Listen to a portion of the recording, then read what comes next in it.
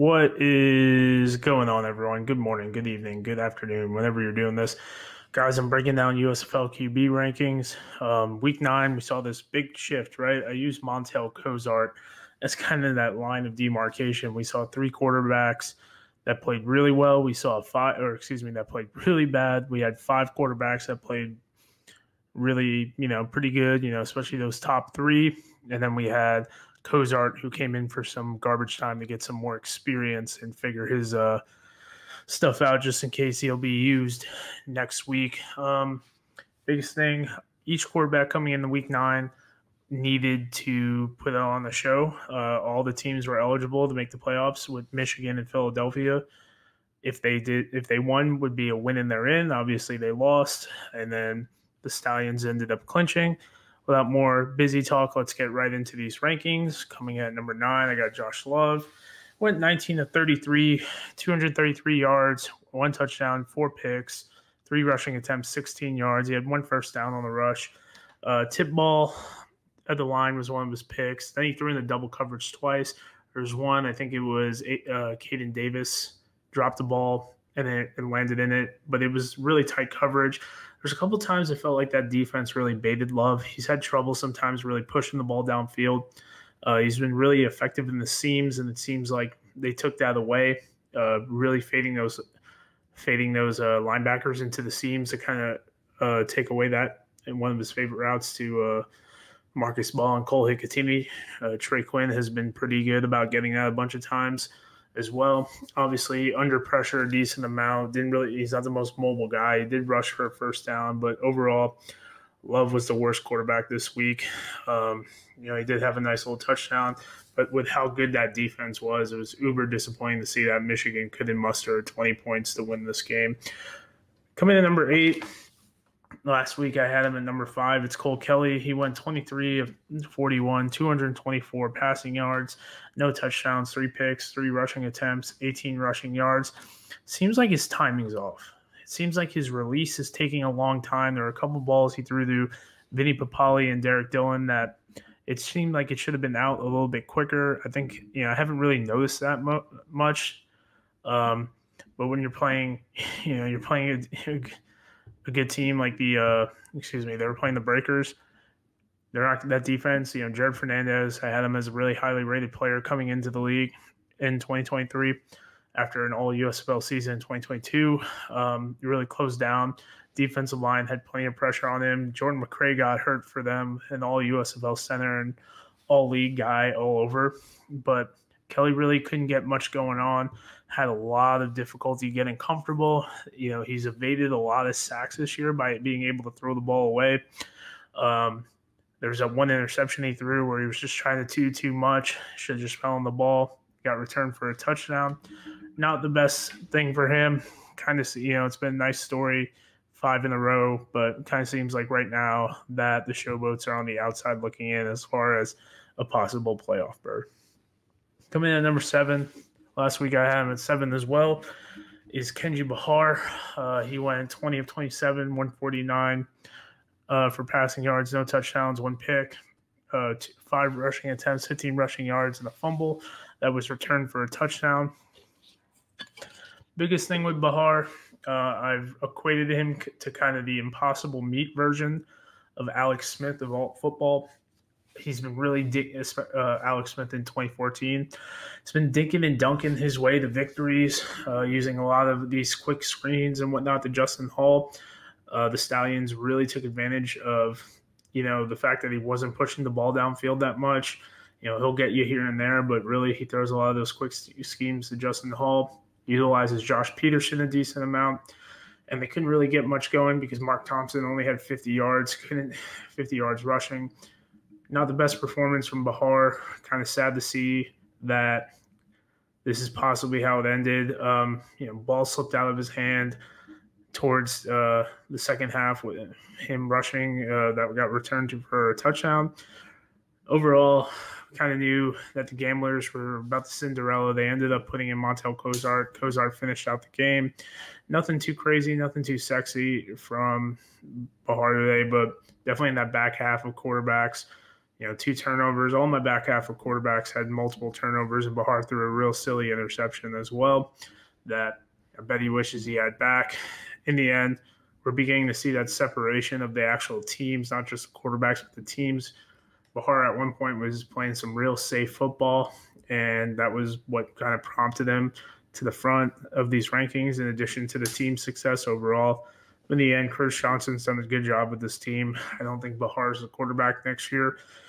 Definitely a position of need. I know they drafted Chase Bryce in the Wrights draft, but he's up in Canada, so we'll see what the team does moving forward into 2024. Coming at number 6, like I alluded to, is Montel Cozart. Cozart went 4 of 7, 31 yards, no touchdowns, no picks, 1 rushing attempt for 28 yards. Clearly played some garbage time, a lot of dump offs. He threw one to Clint Sig, our friend of the show. Nothing really going on there. Just, the teams are playing kind of a relaxed zone defense. Cozart came in, got some much needed reps. You don't know if some things get crazy in the playoffs when they're playing in week 10 when they're playing the Breakers and they have a shot. Maybe we see a quick hook to Cozart if things don't work out for Bahar. Either way, it was good for Montel to get some reps. Last year he was on the Stallions, won the championship with them as their QB3. So nice to see he played, I think, about 4 games this year. Coming in at number 5, Troy Williams, Pittsburgh Maulers. Last week I had him at 6, 14 of 24, 166, 1 touchdown, no picks, 5 rushing attempts, 7 rushing yards. Cool thing about him, I saw him get out of the pocket a little bit more and get the ball away while he was getting rushed. This guy got hit a lot. He got sacked, I think, 6 times, 4 in the first quarter. But he managed to play turnover-free football, which is all you can ask. Mahler's defense is the true strength of this team. While Williams didn't do anything too dynamic, we talk about his rushing ability, but that also centers into the fact that he's able to avoid the rush. It's going to sound real simple real quick. Avoid the rush, push on, avoid the sack, and if you could throw the ball away, like I've talked about that Cole Kelley's done a lot this year, instead of looking at a 3rd and 15, you're still looking at a 3rd and 8, and it's a little bit more manageable.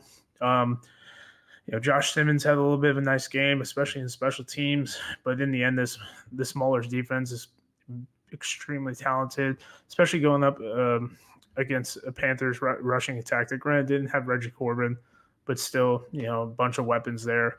Biggest question for the Maulers is if they take away that rushing attack completely, is that offensive line going to be able to hold up against the Stars if those 2 teams do battle in the playoffs, or even the Generals who, Toby Johnson's there, Hercules Malafafa, one of the more underrated players in the league right now. So we'll see what happens. But Williams played a turnover-free game, and that's all you can ask, especially with, you got a kicker like Chris Blewett, who's pretty good from 55 and in. Coming at number 4, I put McLeod Bethel Thompson. 9 of 16, 88 yards, one touchdown, 4 rushing attempts, 4 rushing yards. Nothing sexy. MBT has kind of been in that top tier. We've talked about his fatigue a lot, but in the end, didn't really have to do much. Defense took care of some things. Eli Stove had a rushing touchdown. Wes Hillis, did his workhorse thing, coming up on 1K all-purpose yards. Didn't turn the ball over, had a couple of drops. I know Johnny Dixon had a bad drop that could have been a touchdown. It was Dixon or Adams. But in the end, managed the game effectively, did what he had to do, played within himself, didn't do anything crazy. And playmakers made plays on defense, and that's really all you can ask, especially right now in the playoff push. MBT hasn't really dropped lower than 4 this whole season. I do think he's probably the number 3 quarterback in the overall rankings because of his early season success, but in the end, still leading the league in passing with, I think, 22 or almost 2,300 passing yards. Coming in number 3, DeAndre Johnson. Breakout game from him. 15 of 20, 213, 7 rushing attempts, 29 rushing yards, one reception for 14 receiving yards. Guy's been kind of jerked around on the injured list. He missed, I think, 3 games this year. It was nice to see him put it all together, especially with the chips on the table. As we know, uber athletic guy, caught that nice reception from Cam Eccles-Looper, made some big throws. Him and Darryl Stewart have a real good connection right now. Curious to see how that keeps going as they make this playoff push. Pretty much a win and they're in for them as they take on the Maulers. Michigan and the Stars are going to do battle. It's going to get real wonky in the North.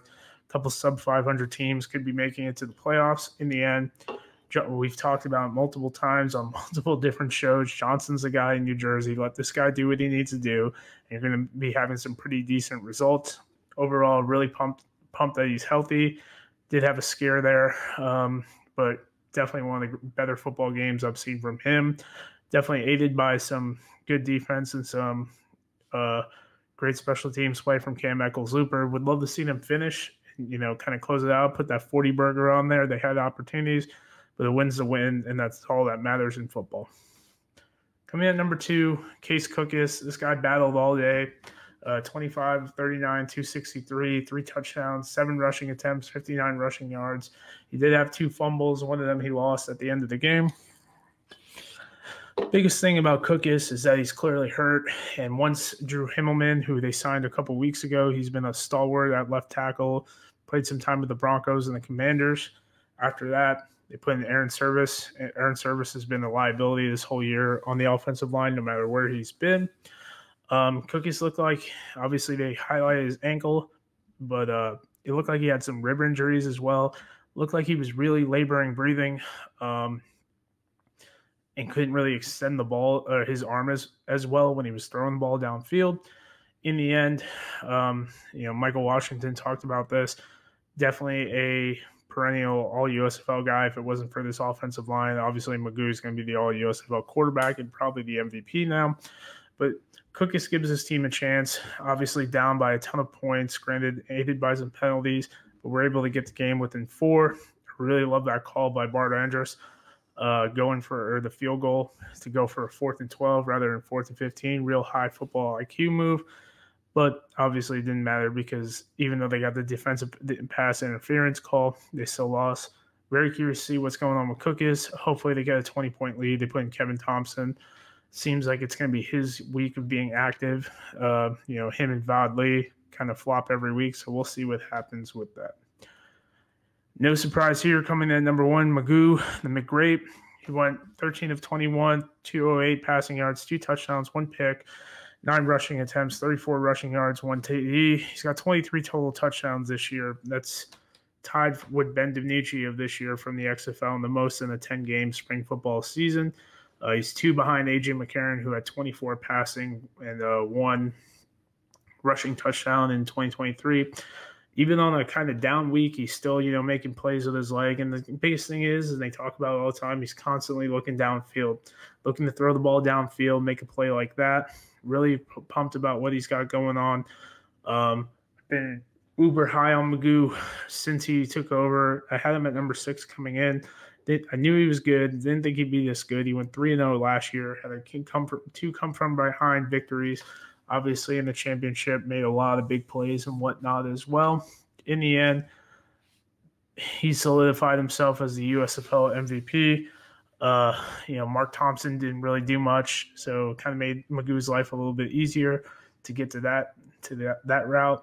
But I think he's been our number 1 quarterback the last 4 weeks. Guys, that's my week 9 going into week 10 USFL QB rankings. As always, let me know who's too high, who's too low. I got one more for the rankings for the USFL, and then I'm going to do a XFL and USFL top 8 passers video as well. As always, appreciate the support. Continue to like, share, subscribe. I got a couple interviews coming on, in person, so that should be pretty awesome. But guys, thank you so much for watching. Have a good night. I'll see you all soon.